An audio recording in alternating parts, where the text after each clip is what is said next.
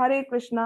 हम लोग आज कृष्णा बुक का चैप्टर 10th पढ़ेंगे। जो कल हमने दामोदर लीला पढ़ी थी तो उसमें हमने यहाँ तक पढ़ा था कि भगवान को यशोदा मैया ने बांध दिया था। उसके बाद भगवान ने दो वृक्ष को आंगन में दो वृक्षों को देखा जिन्हें यमलार्जुन वृक्ष कहते हैं। तो वो वृक्ष कौन है, कैसे वृक्ष बने, उनका उद्धार भगवान ने कैसे किया, वो हम आज इस चैप्टर में पढ़ेंगे। सो स्टार्ट करते हैं। चैप्टर टाइटल इज नल कुंवर तथा मणिग्रीव का उद्धार। यहाँ पर नल कुंवर तथा मणिग्रीव के शापित होने और नारद ऋषि की परम इच्छा से उनके कृष्ण द्वारा उद्धार की कथा का वर्णन किया गया है। अब कथा स्टार्ट होती है कि ये वृक्ष है कौन, कैसे श्राप मिला और कैसे भगवान क्या करते हैं। नल कुंवर तथा मणिग्रीव नामक दोनों महान देवता भगवान शिव के परम भक्त एवं देवताओं के कोषपाल कुबेर के पुत्र थे। भगवान शिव की कृपा से कुबेर के भौतिक ऐश्वर्य का व्यापार न था। जिस तरह धनी व्यक्ति के पुत्र प्रायः मदिरा तथा कामिनियों के प्रति आसक्त हो जाते हैं, उसी तरह कुबेर के ये दोनों पुत्र भी मदिरा तथा मैथुन के शिकार थे। एक बार ये दोनों सुख उपभोग की इच्छा से मंदाकिनी गंगा के तट पर स्थित कैलाश प्रांत में भगवान शिव के उद्यान में प्रविष्ट हुए। वहां मदिरा पान करके उस सुगंधित पुष्पों वाले उद्यान में वे साथ में गई हुई सुंदरियों का मधुर संगीत सुनने में लीन हो गए। उसी मत अवस्था में ही वे दोनों कमल पुष्पों से युक्त गंगा के जल में घुसकर युवतियों के साथ इस तरह आनंद लूटने लगे जैसे हाथी जल के भीतर हथनियों के साथ करता है। जब वे इस प्रकार जल क्रीड़ा का आनंद लूट रहे थे तो उधर से सहसा नारद मुनि का आगमन हुआ। वे समझ गए कि नल कुंवर तथा मणिग्रीव दोनों देवता इतने मद उन्मत्त हैं कि वे दोनों उन्हें आते भी न देख पाए। युवतियां देवताओं जितनी मंद उन्मत्त ना थीं और वह नग्न होने के कारण नारद मुनि के समक्ष परम लज्जित हुई और जल्दी जल्दी अपना शरीर ढकने लगी। कुबेर के दोनों पुत्र इतने मद अंध थे कि उन्होंने नारद की उपस्थिति की परवाह ना की, अतः वे अपने शरीरों को आच्छादित नहीं कर पाए। जब नारद ने देखा कि ये दोनों मदिरा के कारण इतने पतित हो गए हैं तो उनके कल्याण की इच्छा से उन्होंने शाप देकर अपनी अहेतु की कृपा प्रदर्शित की। चूंकि ऋषि उन पर दयालु थे अतः वे चाहते थे कि इनका मदिरा पान तथा तरुणियों की संगति का मिथ्या सुख छूट जाए और वे कृष्ण का साक्षात दर्शन प्राप्त कर सके। अतः उन्होंने शाप देने की सोची। उन्होंने कहा कि भौतिक सुख के प्रति आकर्षण का कारण रजोगुण की वृद्धि है। भौतिक जगत में जब मनुष्य को धन तथा वैभव का लाभ होता है तो उसे सामान्य रूप से तीन वस्तुओं की लत पड़ जाती है। किस किस की? पहला नशा, मैथुन तथा दुष्ट कीड़ा।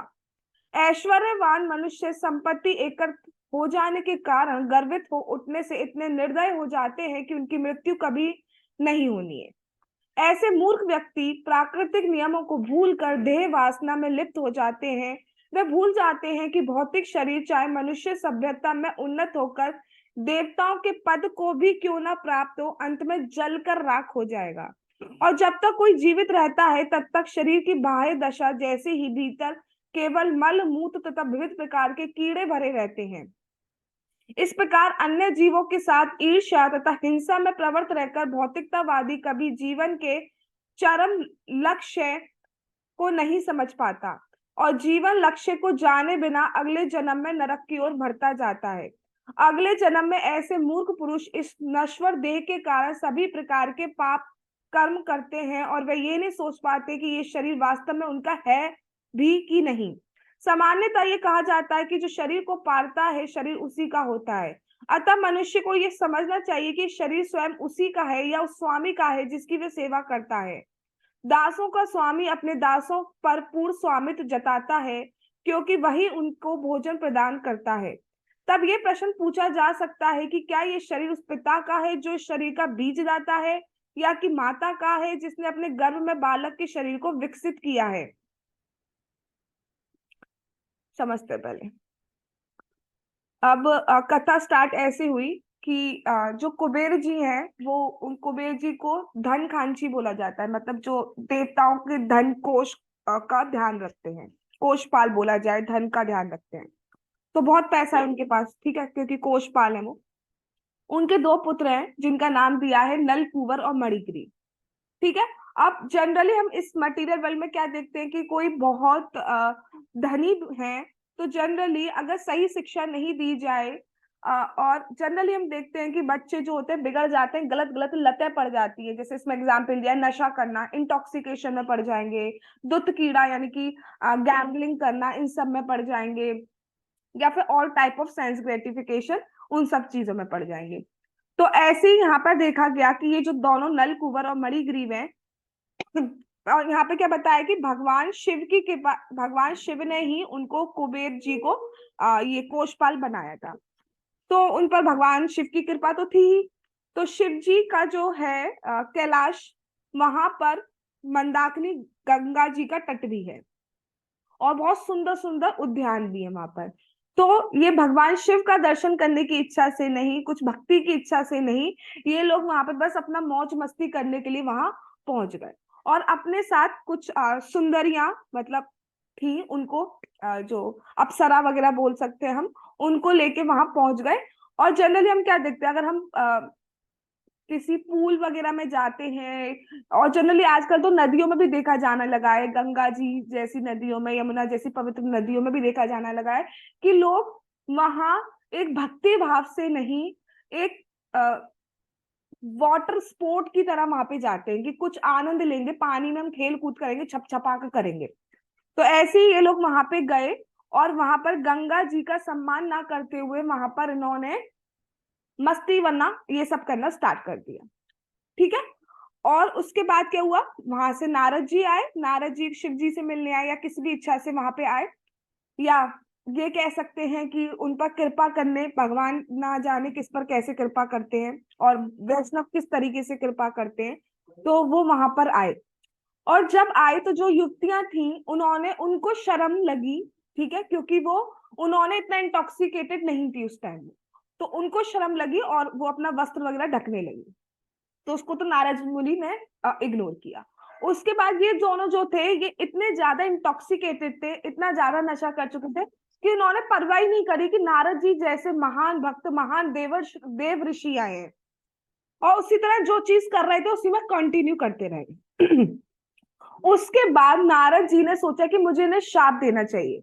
अब यहाँ पर कई बार कुछ लोग जो है एक क्वेश्चन खड़ा कर देते हैं कि नारद जी तो इतने महान है, उन्होंने शाप क्यों दिया? तो नारद जी ने शाप अपने गुस्से के कारण नहीं दिया। नारद जी ने शाप इस वजह से नहीं दिया कि इन्होंने मेरा आदर नहीं किया है।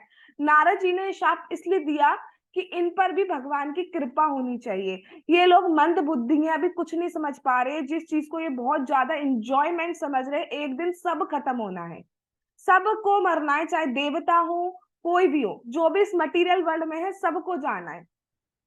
ये लोग नहीं समझ पा रहे हैं, तो मुझे इन पर कृपा करनी चाहिए। भले देखने में एक्सटर्नली श्राप लगेगा, लेकिन इन पर मुझे कृपा करनी है कि इनको भी भक्ति मिल पाए, इनका भी उद्धार हो पाए।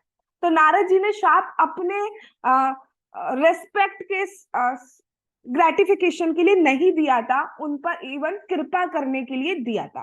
क्योंकि नारद जी तो महान भक्त हैं। उन्होंने भगवान से, जब भगवान ने एक बार नारद जी से पूछा आप क्या वरदान चाहते हैं, तो नारद जी ने कहा कि मैं बस यही चाहता हूँ कि मैं जगह जगह जाता रहूं और आपकी कथा का ही प्रचार करता रहूं। ठीक है। तो नारद जी जहां जाते हैं, जिसके पास जाते हैं, उस पर कृपा करने के लिए ही जाते हैं। हम भागवतम से देख सकते हैं कि आधे से ज्यादा जो भक्त है वो नारद जी ने ही बनाए हैं। प्रहलाद महाराज ले लो, ध्रुव महाराज ले लो, आप ना ज्यादातर देखेंगे तो नारद जी ने इतने सारे भक्त बनाए हुए हैं। तो यहाँ पर भी उनकी जो इंटेंशन थी वो यही थी कि इनको भी भक्त बनाना है। एक वैष्णव का पहचान यही है कि वो सब पर कृपा करता है, वो सबको भक्त बनाना चाहता है, चाहे उसका दुश्मन भी हो, उस पर भी कोशिश करता है कि वो भक्त बन जाए। तो यही यहाँ पे हुआ। फिर यहाँ पे बताया जा रहा है कि जो हम हैं, जो इस भौतिक जगत की बात की जा रही है कि कि हम भूल जाते हैं कि एक दिन हमें जो है जलकर राख होना है, बिल्कुल भूल जाते हैं। एक दिन जितना भी है, चाहे हमारे पास धन हो, वैभव हो, बुद्धि हो, एक दिन सब चला जाता है। ठीक है। उसके बाद क्या बताया गया है कि ये जो शरीर है, हम कभी ये क्वेश्चन भी नहीं कर सकते ये शरीर है। हम कई बार यूज करते हैं मेरा हाथ है, मेरा पैर है, लेकिन कौन दिया ये शरीर हमें, और ये शरीर में है क्या। जब भी हमें मल मूत्र जैसी मतलब आने का होता है, त्यागने का होता है, तो हम बिल्कुल भी कंट्रोल नहीं कर सकते, हमारा कोई भी कंट्रोल नहीं हो सकता इस चीज में। हम बिल्कुल भी जो है फ्रीडम हमारे पास है ही नहीं। हम हर तरीके से कंट्रोल्ड है। हम भूख लगती है तो हम कंट्रोल्ड है कि हमें खाना होगा, प्यास लग रही है तो हम कंट्रोल्ड है, हमें पीना ही पड़ेगा। कहाँ किस बात के हम जो कह सकते हैं हम हमारे पास फ्रीडम है। मल मूत्र त्यागना है तो हमें करना ही होगा। और हमारे शरीर के अंदर इतने कीड़े बड़े पड़े रहते हैं, और हम लोग क्या करते हैं, ईर्ष्या करते हैं लोगों से, हिंसा करते हैं, क्रोध करते हैं, और ये नहीं सोचते कि एक दिन सब चला जाएगा। और जिस तरीके की इच्छाएं करते हैं, जिस तरीके कर्म करते हैं, उसके हिसाब से अगले जन्म की हमारा जो है वो नरक की ओर बढ़ता जा रहा है। जिस तरीके से आज ट्रेंड चल रहा है उस तरीके से सारे काम ही ऐसे हो गए, जो इवन त्योहार भी होते हैं उनको भी बस एक सेल्फ ग्रेटिफिकेशन टाइप का चीज बना दिया गया है।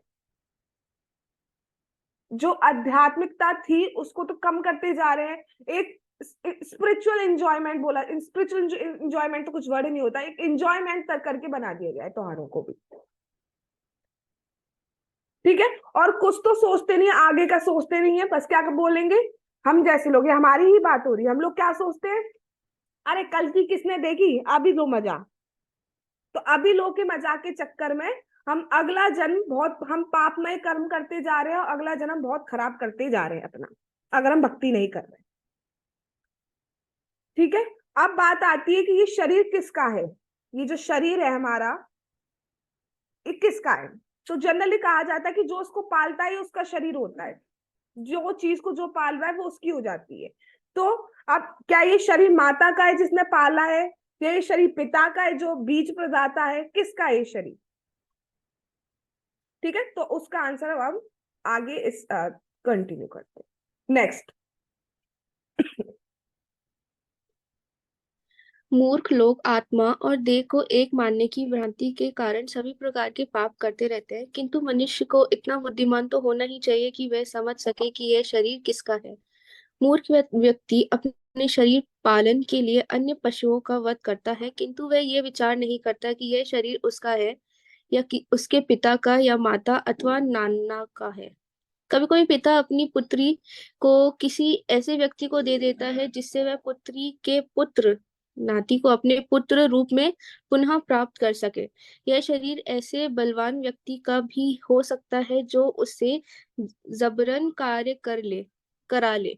कभी कभी दास का शरीर किसी स्वामी को बेच दिया जाता है, और उस दिन से उसका शरीर स्वामी का हो जाता है, और जीवन के अंत में वही शरीर अग्नि का हो जाता है, क्योंकि शरीर अग्नि को समर्पित कर दिया जाता है और वह शार जल कर हार हो जाता है। हो, हो जाता है, अथवा ये शरीर सड़क पर फेंक दिया जाता है जिससे उसे कुत्ते या गिद्ध खा जाएं।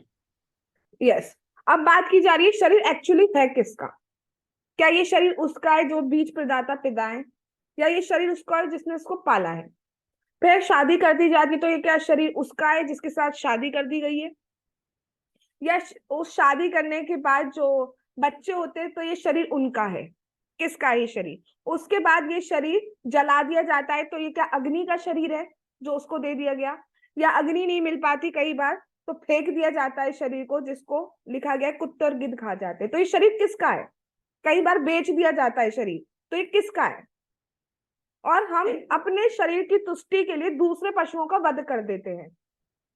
तो ये क्या वो पशु हमारी प्रॉपर्टी थी जो हमने वध कर दिया। अगर हमें एक पिन चुबाई जाए, निडल पिन कुछ भी मान लो आप, ठीक है, उसको चुबाया जाए, उसमें कितना पेन होता है, आ ऊ ई सबकी निकल जाती है आवाज। और पशु का वध जिसको काटा जा रहा है उसको कितना पेन होता होगा। बट नहीं, अपनी एक जीव की, इस सो कॉल्ड जीव जो है छोटी सी 2 इंच 5 इंच जितनी भी इंच की है, उसको तुष्ट करने के लिए, वो भी थोड़ी देर के लिए, कितनी देर का टेस्ट होता है एक बार में, कितना खा लोगे उसके लिए हम वध कर देते हैं। तो ये शरीर आपका था, उस पशु का वध करा, आने वाला भी उसको वध करने का इक्वली पार्ट लेता है, क्योंकि उसी की वजह से काटा जा रहा है उसको। तो तो क्या वो शरीर उसका था जिसको भी काटा गया? किसका है ये शरीर? आगे देखते हैं, नेक्स्ट।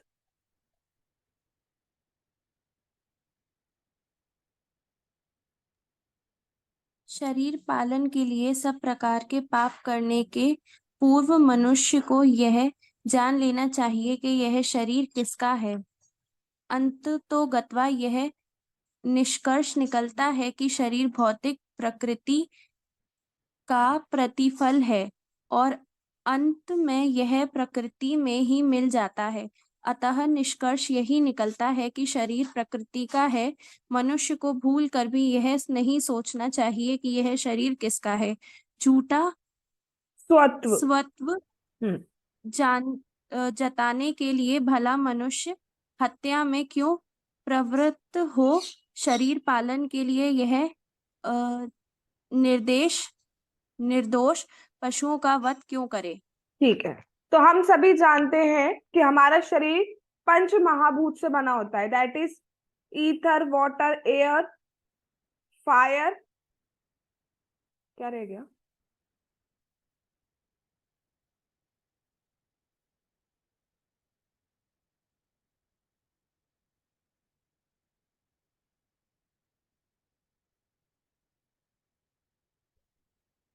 जल, अग्नि, वायु, आकाश और पृथ्वी।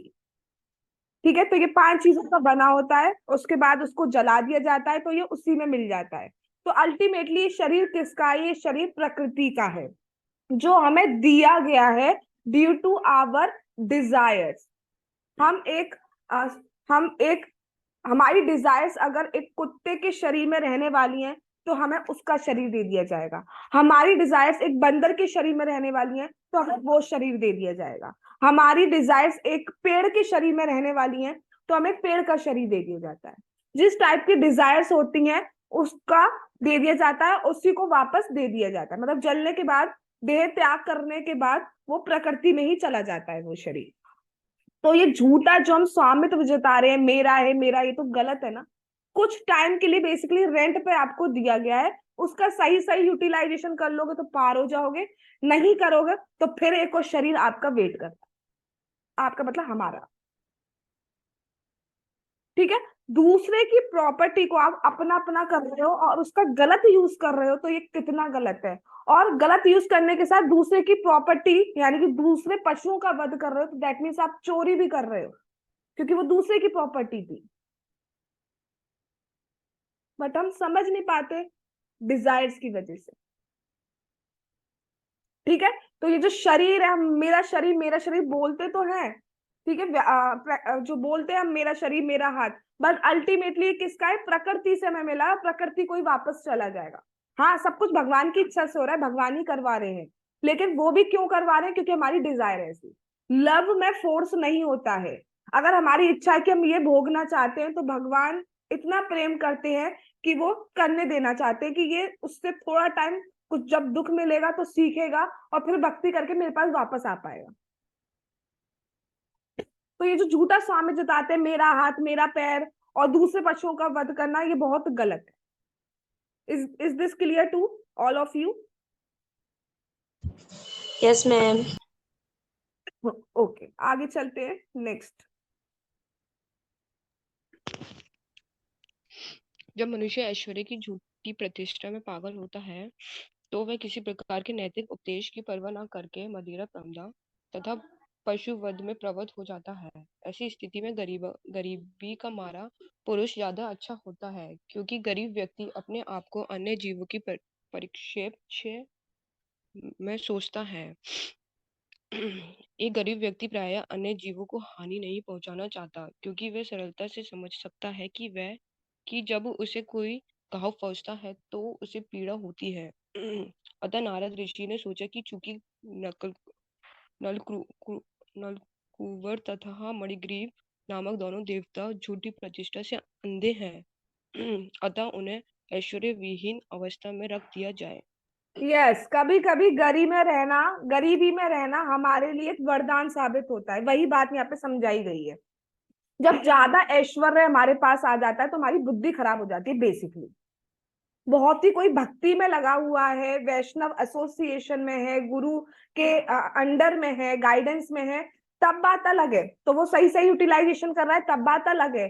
लेकिन जनरली 98% 95% लोग ऐसे ही मिलेंगे जो किसी को भी गाइडेंस तो पसंद नहीं होती है, जरा सा किसी को करेक्शन दिया जाए तो बुरा लग जाता है, कोई भी हो, चाहे हम लोग भी क्यों ना हो। ठीक है, क्योंकि करेक्शन तो हमें बिल्कुल पसंद ही नहीं होता है अपनी लाइफ में। उसके बाद क्या बात बताई जा रही है यहाँ पर, कि उससे बेटर है जब हमारे पास ज्यादा ऐश्वर्य आ जाता है, ज्यादा फेमस हम हो जाते हैं, तो बुद्धि हमारी इन शॉर्ट खराब हो जाती है और हम गलत गलत चीजों में पड़ जाते हैं। दूसरे की प्रॉपर्टी हो, यानी दूसरे पशुओं का वध करना, इंटॉक्सिकेशन में पड़ना, गैम्बलिंग करना, ये तो कुछ आपको भी सबको भी पता है आज जमाने में क्या चल रहा है। ठीक है, और इससे बेटर है गरीब पुरुष जो कम से कम ये तो सोचता है कि आज मुझे दर्द है, वो मुझे किस वजह से है, मेरे कर्मों की वजह से कम कुछ तरीके से ये सोचेगा। और क्या सोचेगा, आज मुझे दर्द हो रहा है, अगर मैं काटूंगा तो दूसरे को भी दर्द हो सकता है, तो वो जनरली नहीं खाएगा जनरली। ऑल्दो आजकल तो गरीब में भी देखा जा रहा है कि खा सकते हैं, अगर भक्ति नहीं होगी तो सब कुछ बेकार है। तो यहाँ पर ये बात बताई जा रही है कि नारद जी ये देख रहे हैं कि इनके पास ज्यादा प्रतिष्ठा, ज्यादा ऐश्वर्य आ गया है, तो उसकी वजह से अंधे हो गए, ये सही गलत कुछ भी नहीं सोच पा रहे, ये नहीं सोच पा रहे ये इनको कुछ टाइम के लिए टेम्परेरी है, उसके बाद इनको भी शरीर त्यागना है, उसके बाद सब कुछ चला जाएगा, और ये अपना नेक्स्ट बर्थ बिल्कुल खराब कर रहे हैं उल्टी चीजों चीजों में पढ़कर।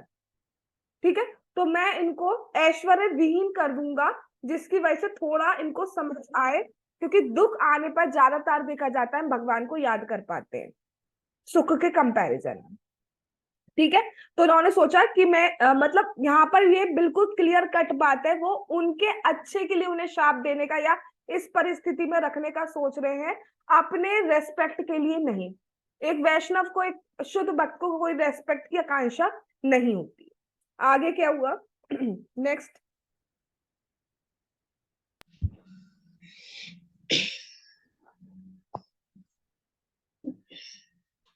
जातन लगे सोई तन जाने। एक बुद्धिमान गरीबी की हालत में रहकर कभी नहीं चाहता कि अन्य कोई इस अवस्था को प्राप्त हो। सामान्य रूप से यह देखा जाता है कि जो गरीबी से उठकर धनी बनता है वह जीवन के अंत में कोई न कोई दातव्य संस्था बना जाता है जिससे अन्य गरीब लोग लाभान्वित हो सकें। संक्षेप में, एक दयावान व्यक्ति अन्यों के सुख तथा दुख के प्रति सहानुभूति रखता है। गरीब व्यक्ति गर्व से बहुत कम ही फूलता है, प्राय वह सारे उन्माद से रहित होता है। ईश्वर की कृपा से उसे जो कुछ भी अपने निर्वाह के लिए मिल जाता है उसी से वह संतुष्ट रहता है।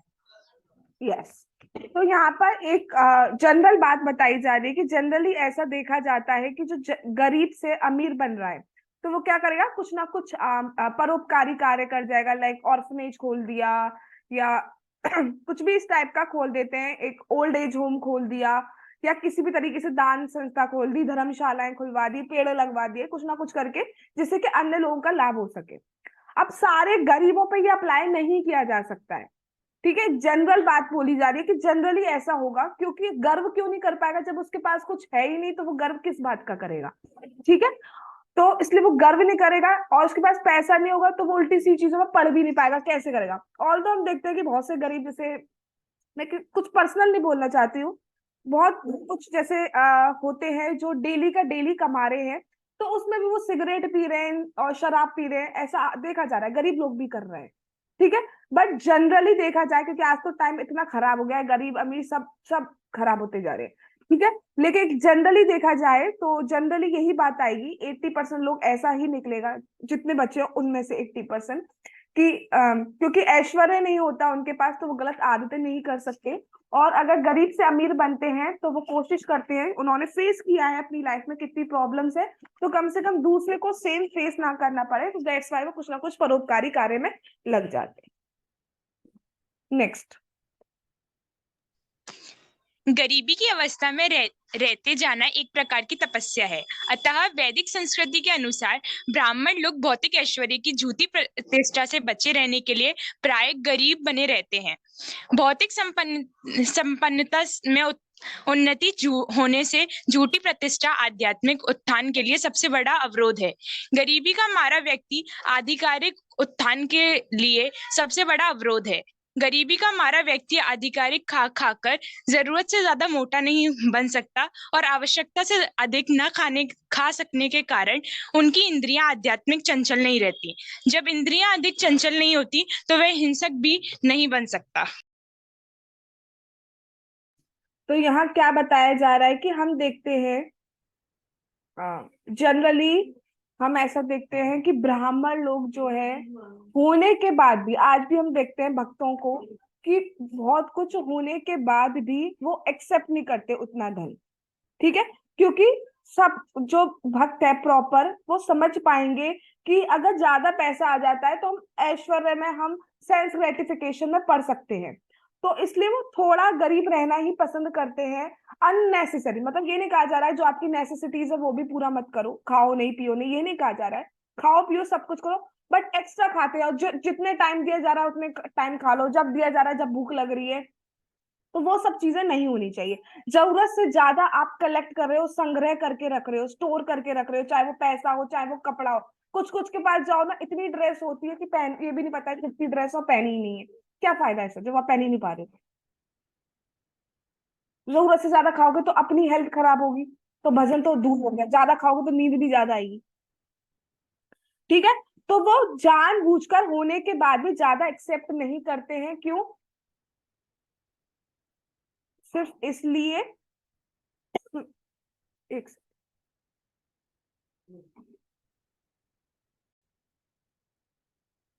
होने के बाद भी ज्यादा इसलिए एक्सेप्ट नहीं करते हैं क्योंकि ज्यादा किसी भी चीज की जब अति होती है तो हमारे पास अहंकार आ सकता है। अहंकार हो जाएगा तो भजन बहुत दूर हो जाएगा।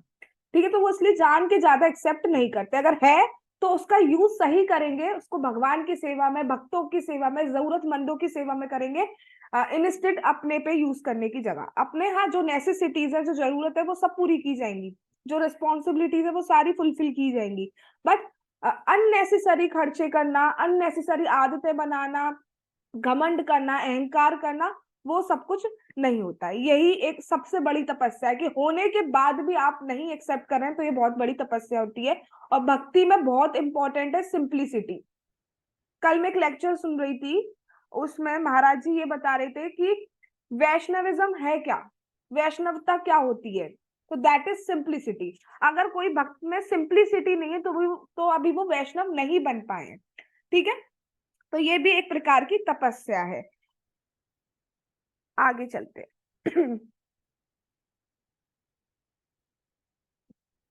नेक्स्ट।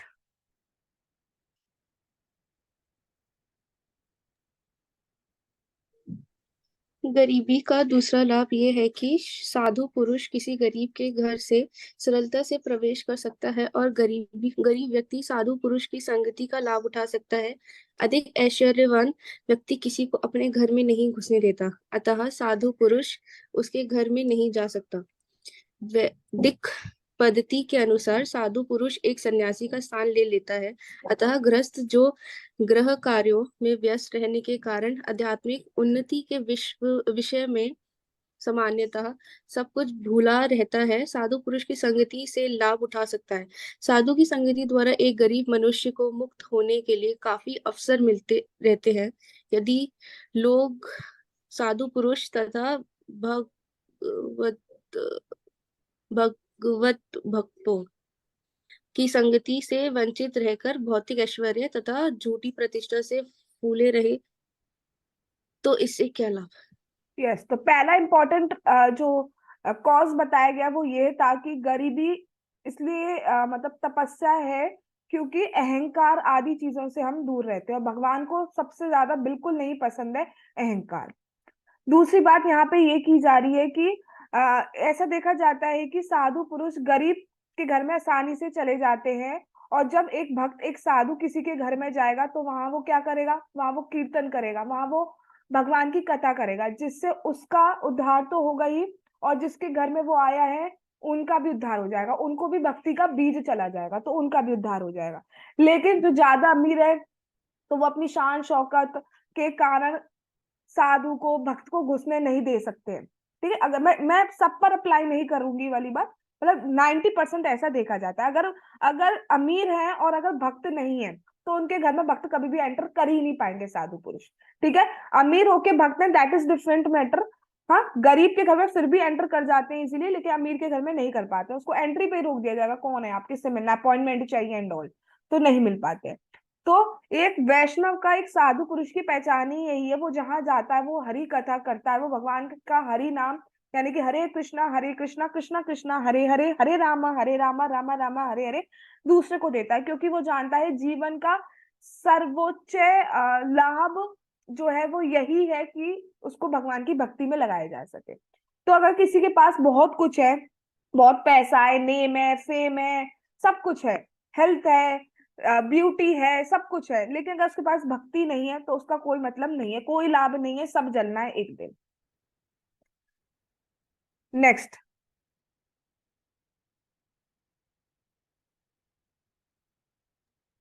तत्पश्चात नारद ऋषि ने सोचा कि यह उनका धर्म है कि इन देवताओं को वे ऐसी स्थिति में पहुंचा दें जहां वे भौतिक ऐश्वर्य तथा प्रतिष्ठा से झूठी ही अ, गर्वित। गर, गर्वित ना हो। नारद दयालु थे और वे उन्हें पतित जीवन से उबारना चाह रहे थे, किंतु वे तमोगुणी थे और अपनी इंद्रियों को वश में न रख सकने के कारण विषयी जीवन के प्रति लिप्त थे।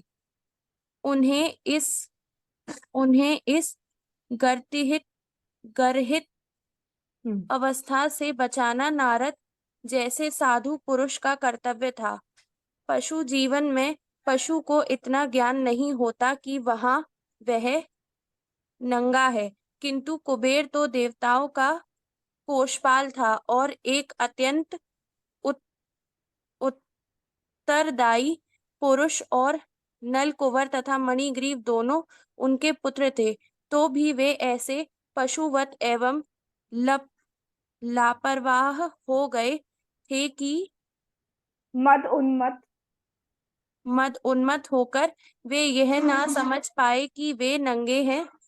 अधोभाग को वस्त्र से ढक के रहना मानवीय सभ्यता का नियम है, और जब मनुष्य या स्त्रियां इस नियम को भूल जाते हैं तो वे पशुओं से बेहतर नहीं रह जाते।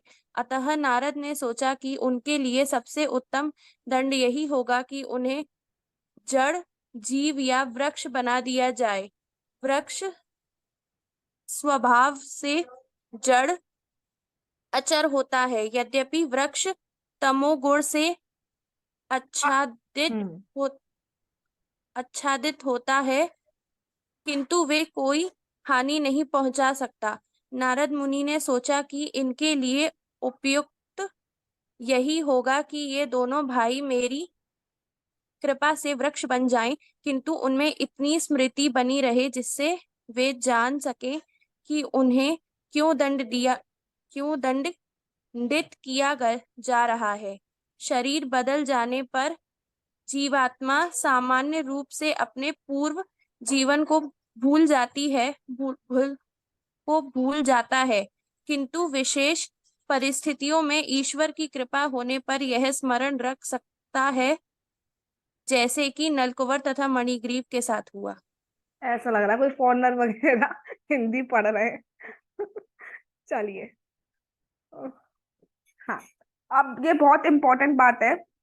नारद ऋषि ने सोचा, शाप क्यों दिया, कल हमने डिस्कस किया था कि अगर इनके कर्मों के अकॉर्डिंग इनको जो नेक्स्ट जीवन मिलने वाला है, क्योंकि ये अभी बहुत नग्न अवस्था में है, उल्टी सीधी हरकतें कर रहे हैं, तो इनको एक पक्षी बन सकते हैं, जानवर बन सकते हैं, क्योंकि पक्षी जानवर भी कपड़े नहीं पहनते हैं।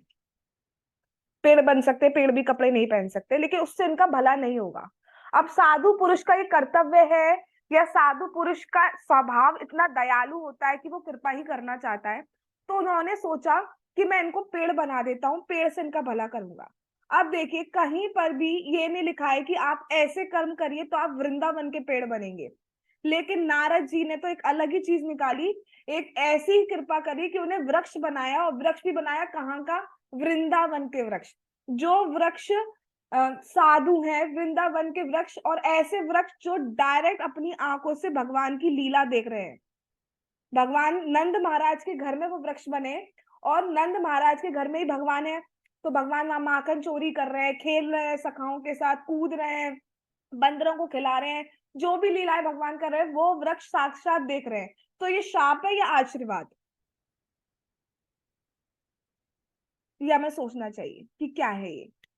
ठीक है, तो नारद जी ने कैसा उन्हें शाप दिया कि जो उनके लिए आशीर्वाद है। पहली चीज कि वो वृंदावन के वृक्ष बने, दूसरी चीज वो डायरेक्ट अपनी आंखों से भगवान का दर्शन कर रहे हैं, लीला आस्वादन कर रहे हैं, तीसरी चीज उन्हें ये भी याद है कि हम वृक्ष क्यों बने हैं। ठीक है, जनरली क्या हम सभी भूल जाते हैं कि हम पिछले जन्म में क्या थे। हमें इवन ये भी याद नहीं है कि 9 महीने हम गर्भ में रह के आ चुके हैं, उसका एक दिन एक पल भी हमें याद नहीं है, याद तो हमें कुछ भी नहीं रहता। ठीक है, लेकिन उन्हें अपना पिछला जन्म नहीं, सॉरी, हमें शाप क्यों मिला है वो उन्हें याद रहा। ठीक है, तो यहाँ पर ये बताया गया है कि जो ये नल कुंवर और मणिग्रीव थे, इनको भी घमंड था। इनको घमंड क्यों था? क्योंकि एक तो ये कुबेर जी के पुत्र थे, जो कि कोषपाल है, यानी कि बहुत धनी थे ये लोग। दूसरी बात, ये विद्वान भी थे। तीसरी बात, सुंदर शरीर थे इनके। चौथी बात, शिव जी के मतलब एक तरीके से शिव जी ने ही इनके पिता कुबेर जी को कोषपाल बनाया था, तो शिव जी के भी मतलब कृपा पात्र थे।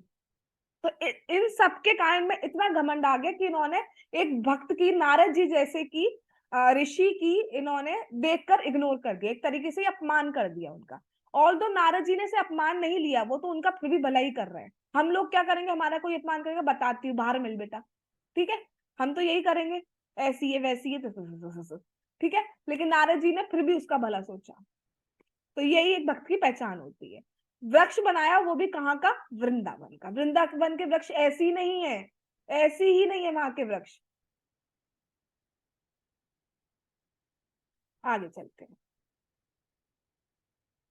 नेक्स्ट।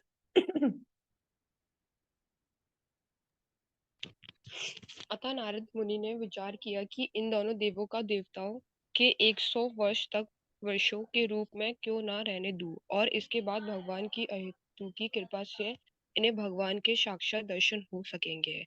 इस प्रकार वे पुनः देवताओं का तथा भगवतों का जीवन प्राप्त कर सकेंगे। यस सर, वही बात की जा रही है। उन्होंने सोचा कि मैंने 100 वर्षों तक, हमारे 100 वर्ष नहीं, देवताओं के 100 वर्ष तक इन्हें वृक्ष बनाता हूँ, और फिर जब भगवान आएंगे उनके दर्शन इन्हें होंगे और भगवान इनका उद्धार करेंगे। तो ये दोबारा देवता, और अब पुराने जैसे देवता नहीं बनेंगे तो दोबारा गलतियां करें, देवता बनेंगे लेकिन भक्त भी बनेंगे, भगवान की अहेतु की कृपा प्राप्त करेंगे, प्रेमा भक्ति प्राप्त करेंगे भगवान।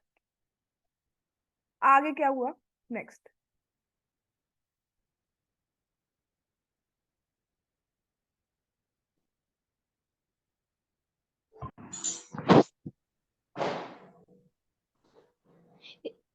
यद्यपि बालक कृष्ण काष्ठ की बेटा इसके उल्लू बाद से पढ़ो।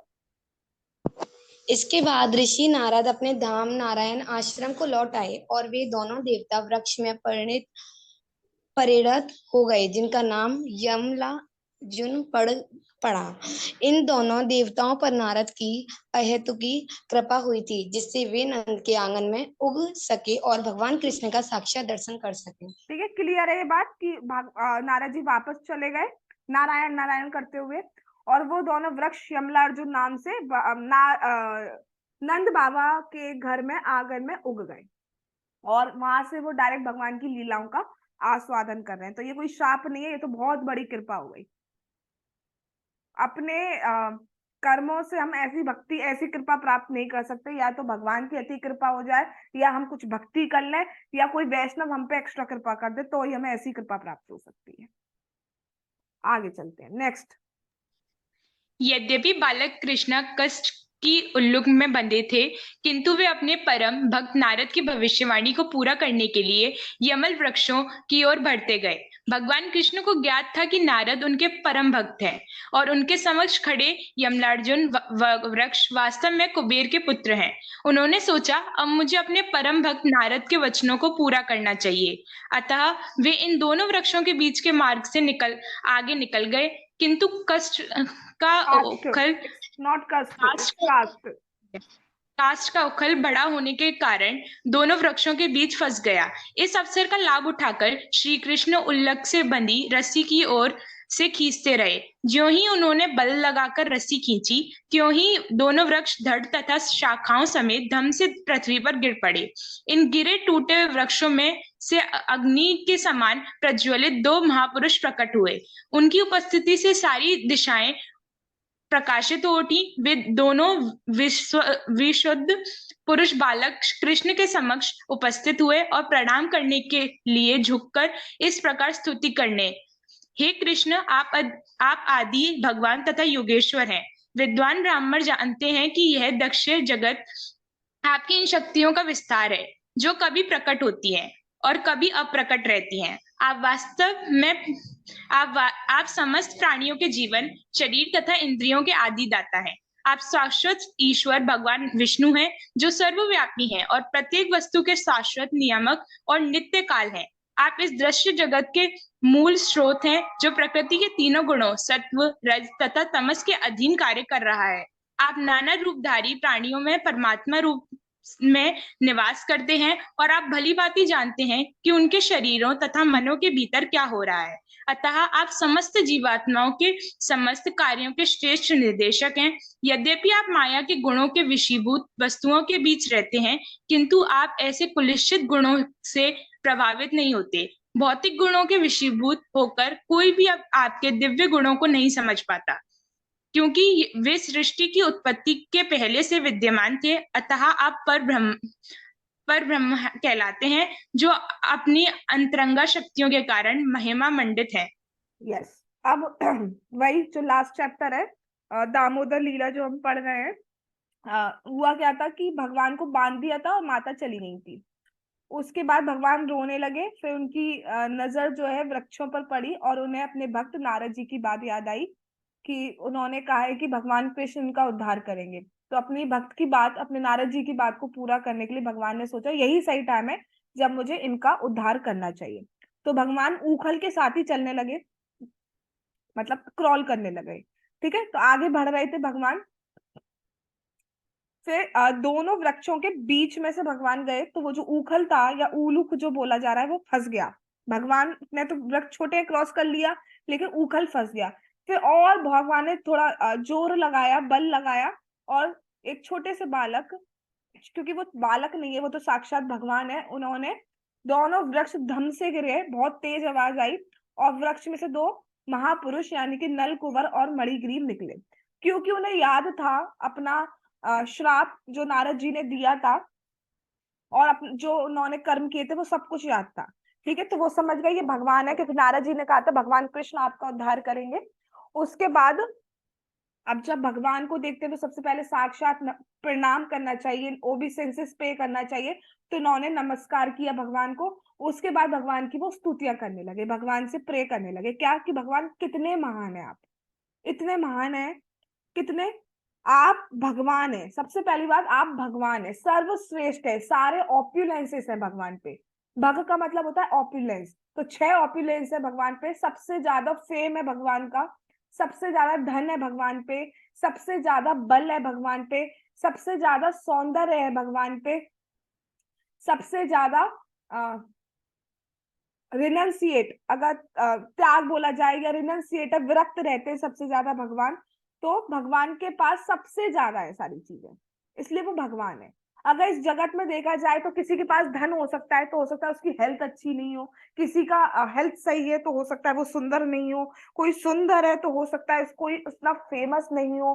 तो अलग अलग चीजें हो सकती है, सारी सबके पास नहीं हो सकती, लेकिन भगवान के पास सब कुछ है। और भगवान योगेश्वर है, यानी कि योगी लोग, भक्त लोग जिनकी प्रार्थना करते हैं, जिसको पूजते हैं, बड़े बड़े योगी जो सब कुछ छोड़ छाड़ कर जिसको पूजते हैं, वो कौन है? वो है भगवान कृष्ण। और क्या है कि जो भी जितनी भी शक्तियां हैं वो आप ही का विस्तार है, आपसे ही प्रकट होती हैं। इस जगत में जो कुछ भी हो रहा है, सूरज चंद्रमा, हम जो कुछ भी देख रहे हैं वो सब आपकी शक्ति से ही हो रहा है, सब कुछ आप ही करवा रहे हैं भगवान।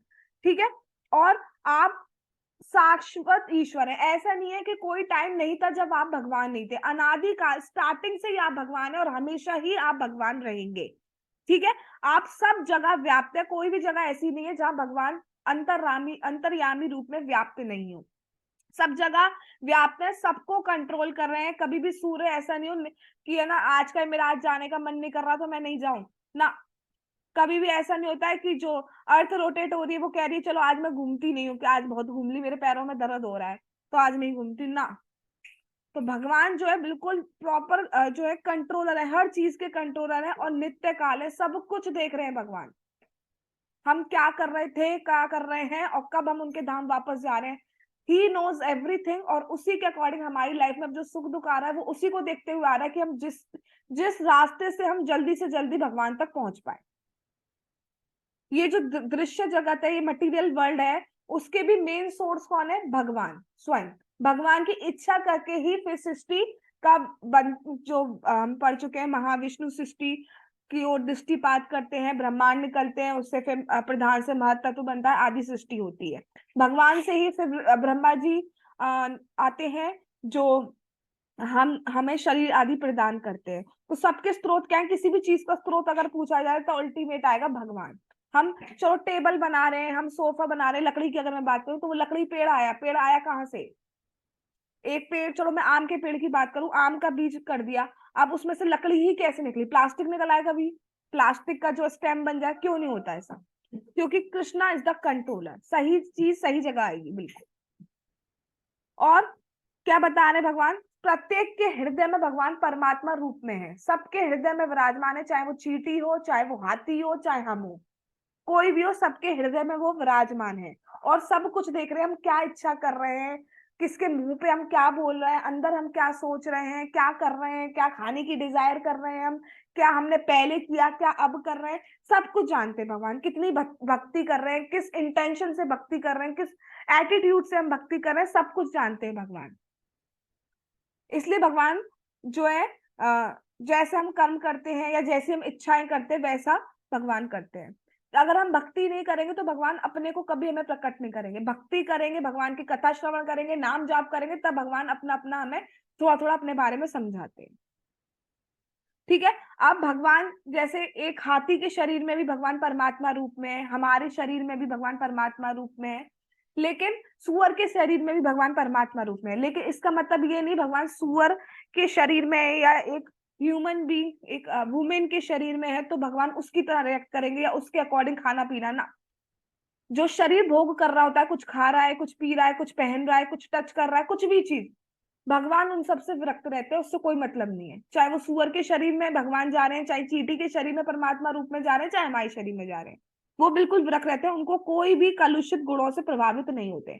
क्या मतलब है? जैसे हम देखेंगे एक शेर है, तो शेर के सामने बहुत अच्छा चावल रख दिया जाए, वो नहीं खाएगा, वो मांस ही खाएगा। गाय के सामने आप बहुत ज्यादा आप नॉन वेज रख दो, वो नहीं खाएगी, वो घास ही खाएगी, लड्डू ही खाएगी। वो एक सुअर के सामने बहुत अच्छी चीज रख दे लेकिन वो विस्टा ही, स्टूल ही खाएगा, क्योंकि वो उस शरीर के अकॉर्डिंग, वो जो जीवात्मा है उस शरीर के आके, जब एक जीवात्मा को वो शरीर मिलता है तो वो उस शरीर से प्रभावित हो जाती है, उसके अकॉर्डिंग रिएक्ट करने लगती है। लेकिन भगवान रिएक्ट नहीं करते। भगवान परम ब्रह्म है और महिमा मंडित है भगवान की अंतरंगा शक्ति से। वो अपने धाम गोलोक में है, वहां पे वो लीला परायण भगवान है, लीलाएं करते रहते हैं।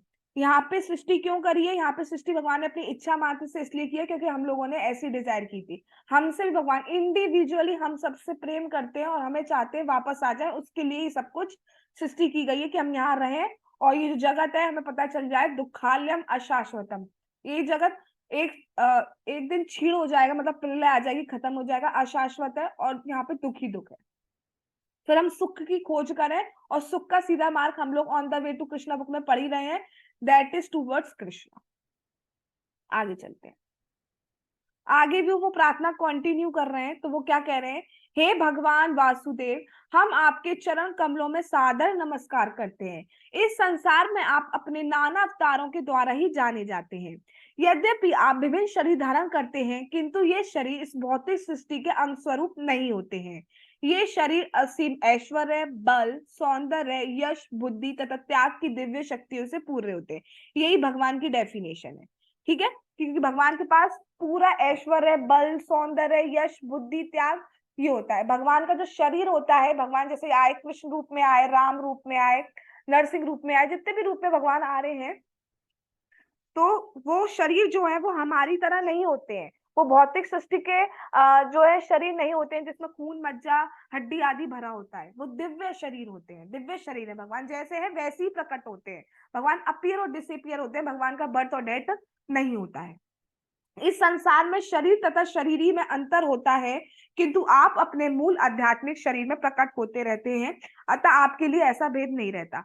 यहाँ पे शरीर हमारा शरीर है, और हम जो है यानी कि हम जो सोल है उसको शरीर ही बोला जा रहा है। तो हम दोनों में डिफरेंस है। जब हम एक छोटे बच्चे के रूप में होते हैं, रूप में नहीं, जब एक छोटे शरीर में होते हैं, छोटे बच्चे वाले शरीर में जब हम होते हैं, तब तब भी हमारी सोल वही रहती है। और जब हम इतने बड़े एक वृद्ध शरीर में जाते हैं तब भी हमारी सोल वही रहती है। ठीक है, तो उसमें शरीर में और शरीरी में, आत्मा में डिफरेंस होता है। लेकिन भगवान और भगवान की आत्मा में कोई डिफरेंस नहीं है। भगवान, भगवान की आत्मा एक ही है। भगवान उसी रूप में, उसी शरीर में भगवान हमारे सामने प्रकट होते हैं। तो भगवान के शरीरों में कोई डिफरेंस नहीं है। जो लोग कहते हैं कि उनको तीर लग गया, खून निकल गया, वो वाली बात नहीं, गलत बात है। भगवान का खून, भगवान के में हड्डी, ऐसा कुछ नहीं होता है। अब कोई क्वेश्चन कर सकता है कुरुक्षेत्र के युद्ध में ऐसा देखा गया, तो वो भगवान ने उन लोगों को दिखाने के लिए किया जो लोग मानते ही नहीं है कि भगवान भगवान है। जब आप प्रकट होते हैं तो आपके असामान्य कार्य सूचित करते हैं कि आप श्री भगवान है। जब आप भगवान यहाँ प्रकट होते हैं तो वो ऐसे कार्य करते हैं जो और कोई कर नहीं सकता। जैसे आज के दिन भगवान ने गोवर्धन पर्वत उठाया, तो गोवर्धन गिरिराज जी भगवान को जब भगवान ने उठाया, ऐसा तो कोई भी नहीं कर सकता। भगवान सिर्फ 7 ईयर्स के हैं जब गिरिराज गोवर्धन जी को उठाया, कोई नहीं कर सकता। कोई क्या है कि हम भगवान है, तो भाई उठा के दिखाइए भगवान है आप, मार के दिखाइए पूतना को। लेकिन पूतना भी नहीं मिलेंगे आज के टाइम पे, ये भी बात है। शरीर रूप से पूतना, मन रूप से पूतना की पता नहीं, शरीर रूपी पूतना नहीं मिल पाएगी। तो भगवान ऐसे ऐसे कार्य करते हैं, उससे पता चल जाता है कि भगवान भगवान है। ऐसा ज्ञान जो सीखा भी नहीं था भगवान ने, 45 मिनट में गीता का ऐसा ज्ञान दिया है भगवान ने। ऐसे भगवान है, असामान्य कार्य करते हैं भगवान। ऐसे असामान्य कार्य करना इस जगत में रहने वाले किसी भी प्राणी के लिए संभव नहीं है। कोई भी नहीं कर सकता ऐसा कि एक वृक्ष के बीच में से निकले और वृक्षों को नीचे गिरा दे। कोई भी नहीं कर सकता ऐसा। कोई भी नहीं कर सकता ऐसा कि अघासुर ऐसे सांप के अंदर घुस जाए, उसको फाड़ दे। कोई नहीं कर सकता ऐसा। ठीक है, कोई नहीं कर सकता कि एक कालिया नाक के ऊपर डांस करे। डांस पास भी नहीं जा पाएंगे। तो ये कार्य क्योंकि भगवान है, वो भगवान ही कर सकते हैं। उनकी लीला होती है, कार्य नहीं होते, भगवान के कर्म नहीं होते। ठीक है, तो इतने इतने मतलब असामान्य कार्य भगवान ही कर सकते हैं, हम जैसे लोग नहीं कर सकते। और उसको डिफरेंशिएट करके ही हमें पता चल पाता है कि ये भगवान है। आप परम भगवान जीवों के जन्म मृत्यु तथा मुक्ति के कारण है। ठीक है, जन्म मृत्यु तथा मुक्ति के कारण है। आप अपने सभी अंशों से पूर्ण है। जब भगवान कृष्ण यहाँ पे आते हैं तो अपने साथ अपने सारे अंश लेकर आते हैं। भगवान कृष्ण में सारे अंश जो है वो उनमें आ जाते हैं, और तब भगवान आते हैं यहाँ पर। आप किसी को भी वर दे सकते हैं, भगवान किसी को भी वर दे सकते हैं। जैसे इसका एग्जाम्पल दूंगी मैं कि हिरण्यकश्यप ने ब्रह्मा जी से वरदान मांगा मुक्ति का। तो ब्रह्मा जी ने कहा कि मैं मुक्ति नहीं दे सकता हूँ, क्योंकि जो जो मैं खुद नहीं हूँ वो मैं तुम्हें वरदान कैसे दे सकता हूँ। ठीक है, तो जो देवता होते हैं उनके पास लिमिट होती है कि वो उतना ही वरदान दे सकते हैं। लेकिन भगवान किसी को मुक्ति का भी वरदान दे सकते हैं। विष्णु प्रदाता, सॉरी, मुक्ति प्रदाता विष्णु, मुक्ति को प्रदान करने वाले विष्णु ही हैं। विष्णु राम कृष्ण एक ही बात है, यही है। अगर शिव जी भी मुक्ति देते हैं तो वो कैसे देते हैं? शिव जी मुक्ति तब देते हैं जब वो उसके जो भी जीवात्मा है उसके कान में राम नाम बोलते हैं, कृष्ण नाम बोलते हैं, तब उसको मुक्ति मिल पाती है। तो भगवान का सहारा तो लेना ही पड़ता है, नहीं तो नहीं मिलेगी मुक्ति। इस जगत के सो कॉल्ड आपको जो है लाभ मिल सकते हैं, लेकिन मुक्ति चाहिए तो वो भगवान का सहारा, आपको कृष्ण विष्णु राम का सहारा लेना ही होगा। तो भगवान कोई भी वर दे सकते हैं, और जनरली भगवान वो वर देंगे हमें, दे तो भगवान कुछ भी सकते हैं, देते ही हैं। ठीक है, और वो भी देंगे हमें जो हमारे लिए अच्छा होगा। जो मांग रहे हो वो तो देंगे ही, लेकिन वो अपने आप से एक्स्ट्रा दे देंगे जो आपके लिए अच्छा हो। हे भगवान, आप भाग्य तथा कल्याण के कारण स्वरूप हम आपको सादर नमस्कार करते हैं। आप सर्वव्यापी, शांति दाता तथा यदु वंश के परम पुरुष हैं। हे प्रभु, हमारे पिता कुबेर आपके दास हैं। इसी तरह ऋषि नारद भी आपके सेवक हैं, और ये उन्हीं की कृपा है कि हमें आपके साक्षात दर्शन हो सके। अतः हम प्रार्थना करते हैं कि हम आपकी ही महिमा का कथन, this one is very important. अब ये देखिए भगवान से क्या वरदान मांग रहे हैं, क्या प्रार्थना मांग रहे हैं। हम आपकी महिमा का कथन करते रहें। वो ये मांग रहे हैं कि बस अब यहाँ से जाने के बाद हम सिर्फ आपकी कथा करते रहें, आपके नाम का प्रचार करते रहें, आपकी कथा का प्रचार करते रहें, क्योंकि वो ही सर्वानंद है, वो ही सब कुछ है। हमें पता चल गया, उससे ज्यादा कुछ नहीं है। आपके दिव्य कार्यकलापों का श्रवण करते रहें, यानी कि हम लोग जो अभी कर रहे हैं कथा श्रवण और कथा का कीर्तन, वो करते रहें और आपकी प्रेमा भक्ति में लगे। सी, जो ऐसे लोग जो बिल्कुल सेंस ग्रेटिफिकेशन में, सारी हदें पार करके सेंस ग्रेटिफिकेशन में लगे थे, कहाँ गए थे? कैलाश पर्वत। सेंस ग्रेटिफिकेशन करने, स्त्री संग करने कहाँ गए थे? कैलाश पर्वत। और कैलाश पर्वत में भी गंगा नदी के मंदाकिनी तट पर ये करने गए थे। आज नारद जी के कारण वो गंगा नदी से यमुना जी के तट के पास आ गए, और उसका प्रभाव क्या हुआ? उसका प्रभाव ये हुआ कि वो भगवान से प्रेमा भक्ति मांग रहे हैं, जो बिल्कुल बिल्कुल कठोर सेंस ग्रेटिफिकेशन में लगे थे। आज वो प्रेम शुद्ध भक्ति मांग रहे हैं। और क्या मांग रहे हैं? शुद्ध भक्ति का मतलब क्या है वो समझ चुके हैं सार। शुद्ध भक्ति का मतलब है भगवान का नाम जाप करना, भगवान की कथा का श्रवण करना, भगवान की कथा का कीर्तन करना, और हमें कुछ नहीं चाहिए। हमारे हाथ तथा अन्य अंग आपकी सेवा में रत रहे, हमारे जो बॉडी के पार्ट्स है वो आपकी सेवा में लगे। क्या? आंखें आपका दर्शन करती रहे, जिह्वा आपका प्रसाद पाए, आपकी कथा करे, कान हमारे आपकी कथा श्रवण करते रहे, आपका नाम श्रवण करते रहे, हाथ पैर जो है वो परिक्रमा करने में, आपका लिए भोजन बनाने में, आपकी अलग अलग सेवाएं करने में लगे। तो हमारे सारे जो पार्ट्स है वो आपकी सेवा में रहे, हमारा मन आपके चरण कमलों में रहे, और हमारे सिर आपके सर्वव्यापक विराट स्वरूप के समक्ष सदा नतमस्तक रहे। तो हमारा जो सर है वो समय हमेशा आपके आगे झुकता रहे। यही सच्ची भक्ति है, यही करना है। मंदिर भी जाके क्या करते हैं? भगवान को सबसे पहले, अभी हमें इस लीला से क्या शिक्षा मिल रही है कि मंदिर जाओ, सबसे पहले भगवान को प्रणाम करो, झुका दो अपना शरीर, कर दो नतमस्तक, ठीक है। आंखों से भगवान का दर्शन करो, जिह्वा से भगवान की स्तुति करो, कथा कानों से कथा श्रवण करो। धाम में जाना है, धाम में जाकर भी यही करना है, घर पे हो तो घर में भी यही करना है। और जब इतने घनघोर पाप में लगे रहकर जो है ये भक्त बन सकते हैं, तो हम क्यों नहीं बन सकते? हम भी बन सकते हैं। उसके लिए क्या करना है? भगवान का कथा श्रवण, कथा कीर्तन, नाम जाप, और भगवान को अपने अपने अलग अलग बॉडी पार्टों से सेवा करना। वो आपको पता ही है, आँख की सेवा क्या है, पैरों की सेवा क्या है, चलना, मंदिर जाना, परिक्रमा करना।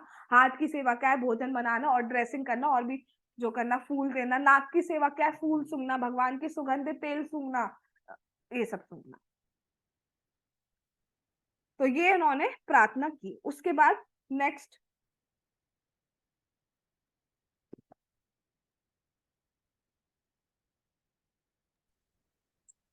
जब नल कुंवर तथा मणिग्रीव ने अपनी स्तुति समाप्त की तो गोकुलधीश बालकृष्ण, जो यशोदा द्वारा उलूक से बांधे गए थे, हंसे और बोले, ये मुझे पहले से ज्ञात था कि मेरे प्रिय भक्त नारद ने तुम दोनों को देवकुल के अद्वितीय सौंदर्य तथा ऐश्वर्य के कारण उत्पन्न गर्भ की ग्रहित स्थिति से उभारने के लिए अहेतुकी दया प्रदर्शित की है। उन्होंने तुम्हें नरक में जाने से बचाया है। ये सारी बातें मुझे पहले से ज्ञात है।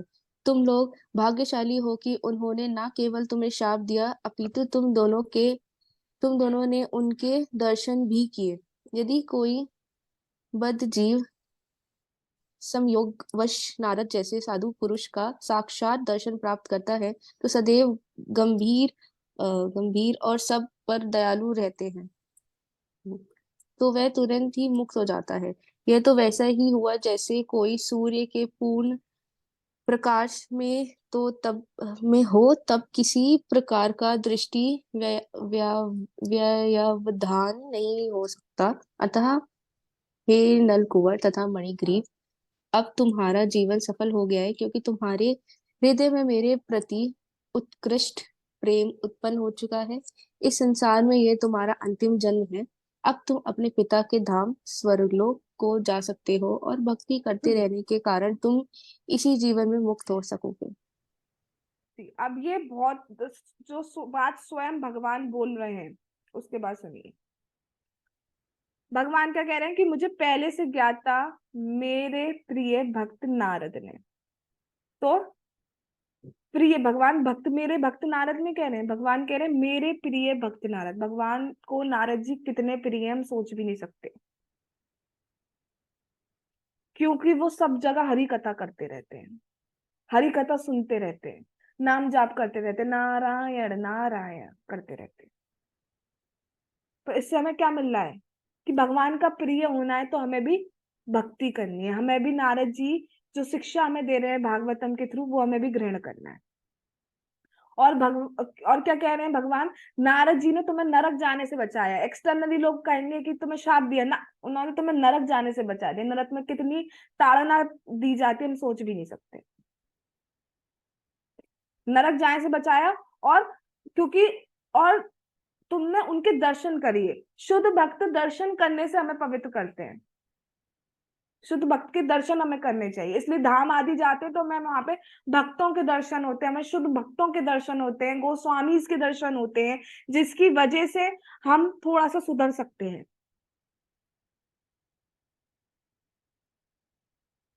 भगवान क्या कह रहे हैं, यदि कोई बद्धजीव संयोग मतलब कोइंसिडेंटली अगर साधु पुरुष के संग में आ जाता है, भक्त के संग में आ जाता है, दर्शन कर लेता है, तो उसकी भक्ति स्टार्ट हो जाती है।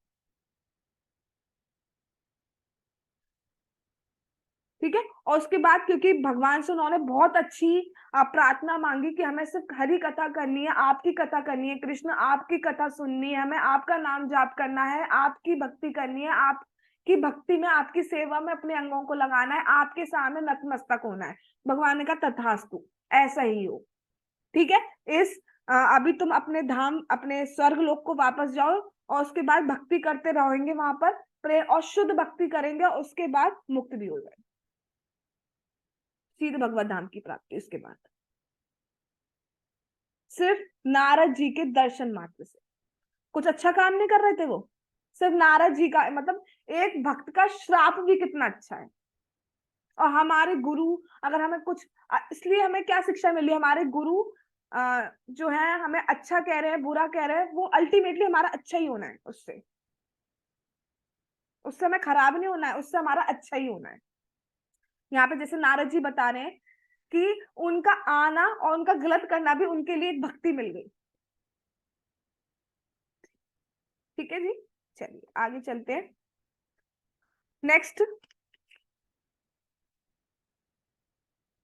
इसको मैं ही पढ़ लेती हूँ। इसके पश्चात उन दोनों ने भगवान की कई परिक्रमाएं की। लास्ट में वो भगवान की परिक्रमा करते हैं, बार बार प्रणाम करते जाते हैं, और भगवान उसी प्रकार ऊखल से बंधे वहीं पर रहे। भगवान को अभी कोई खोलने वाला ही नहीं आया, अभी वो भगवान बंधे रहे। भगवान के हाथ खुले थे, वो चाहते तो खोल सकते थे, लेकिन भगवान ने नहीं खोले, मैया ने बांधा है, हम ना खोल पाएंगे।